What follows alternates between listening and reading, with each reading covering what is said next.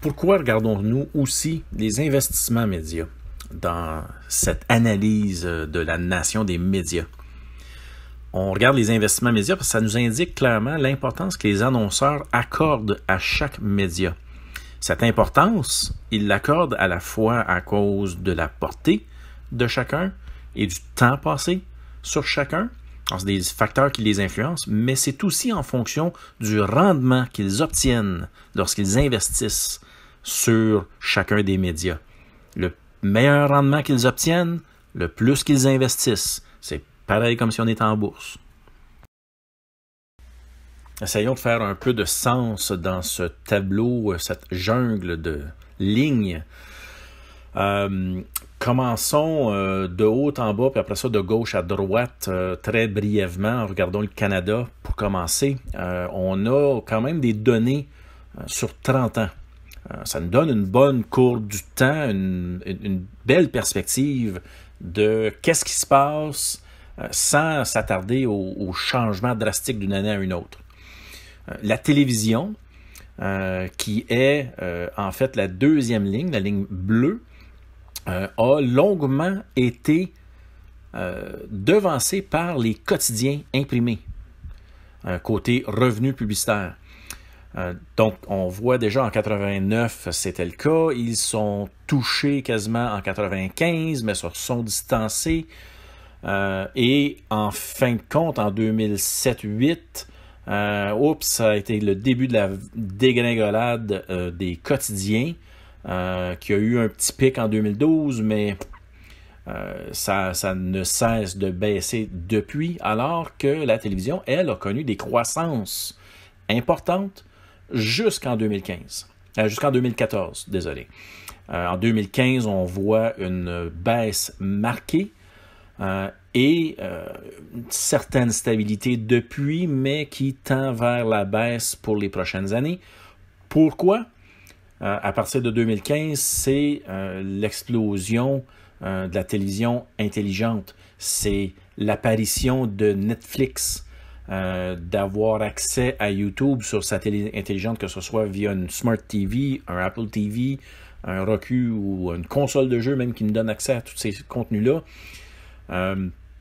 On commence à migrer notre comportement et, comme est souvent le cas, la tendance, qui n'est pas si énorme, on l'a vu dans le temps, a un gros impact sur la perception que les annonceurs ont.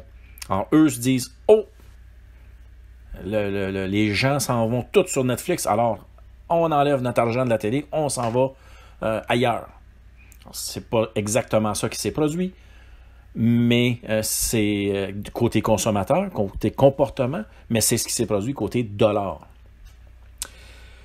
La troisième ligne traditionnelle, on va dire, en importance, c'est la radio, en brun, qui part au même point que les pages jaunes en 89, pages jaunes qui le devancent jusqu'en 98-19, mais qui atteint son plateau à ce moment-là et commence sa dégringolade jusqu'en 2017 où on a des chiffres qui sont vraiment bas.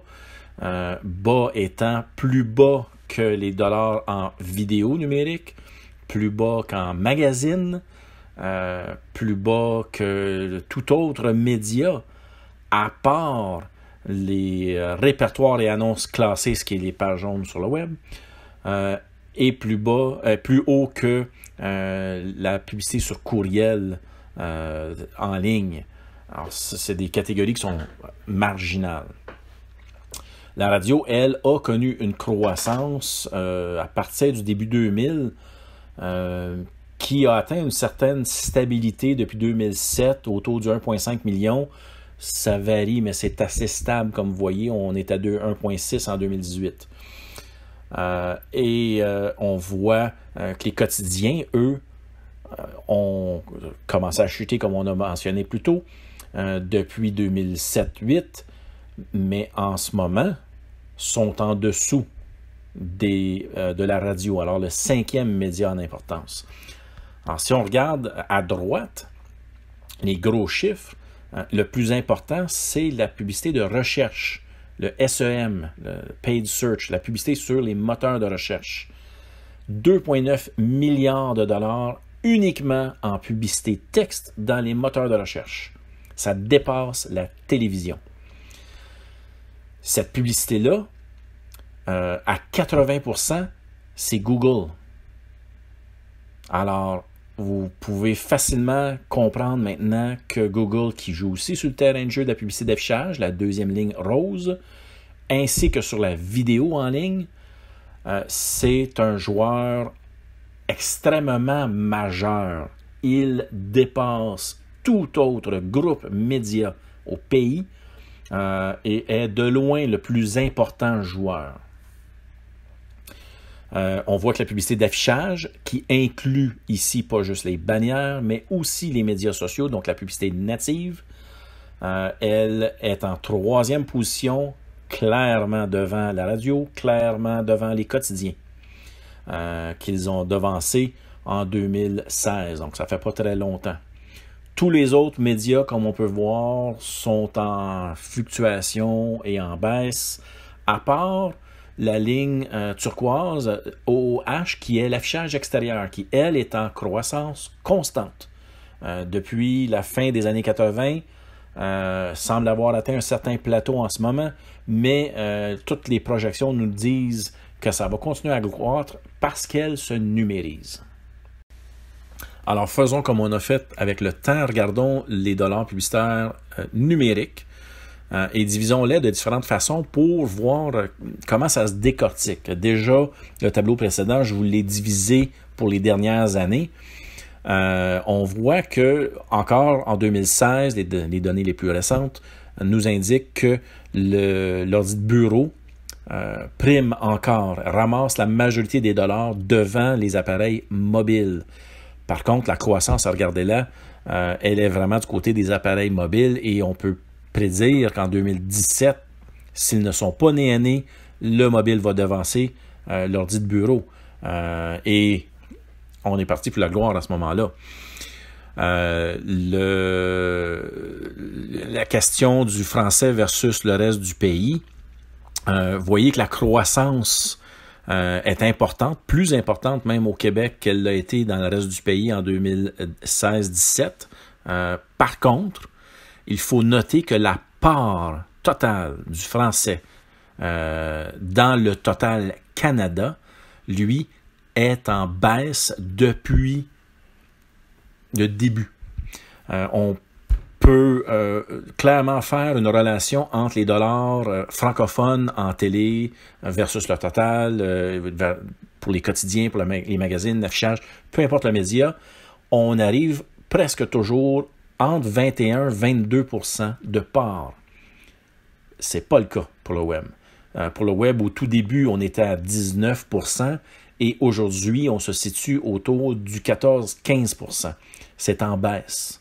On publie de plus en plus de publicités anglaises pour parler à des francophones. Sur la droite, on voit la répartition par type de publicité et on voit qu'il y a vraiment deux catégories qui comptent. La publicité de recherche et la publicité d'affichage. La publicité d'affichage, comme vous voyez, qui a connu une énorme croissance dans la dernière année. Et je répète, ça inclut, oui, toutes les bannières, boutons, fond d'écran, tout ce qui est graphique et visuel, mais ça inclut aussi les médias sociaux. Alors, toute la publicité native, ce qui est probablement ce qui génère cette forte croissance-là. La publicité vidéo, on ne cesse de dire « Wow, la vidéo, la vidéo, la vidéo ». Elle est en croissance, sûrement. 34%, c'est énorme, mais ça demeure des chiffres marginaux à 481 millions comparativement à la publicité d'affichage et la publicité de recherche. Une question d'inventaire disponible demeure un des deux principaux problèmes, le deuxième étant les coûts de production qui, oui, diminuent rapidement et ça devient une excuse qui n'en est plus une aujourd'hui.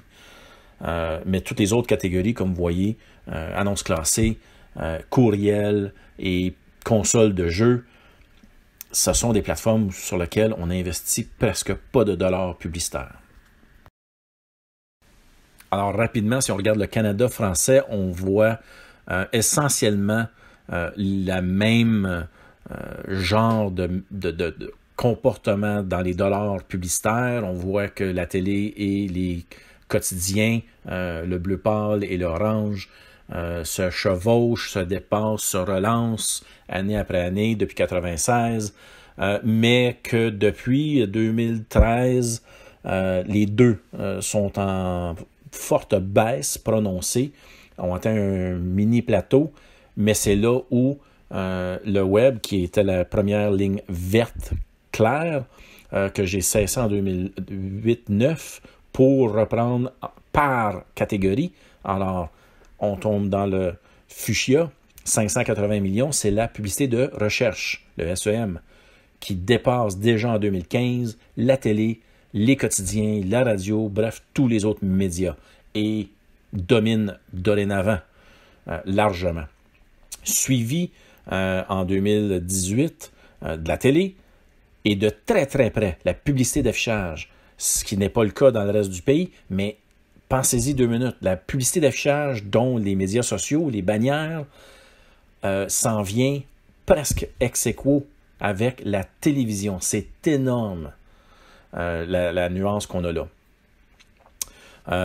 Et ensuite, on a la radio, les hebdos, qui accusent encore des revenus assez importants.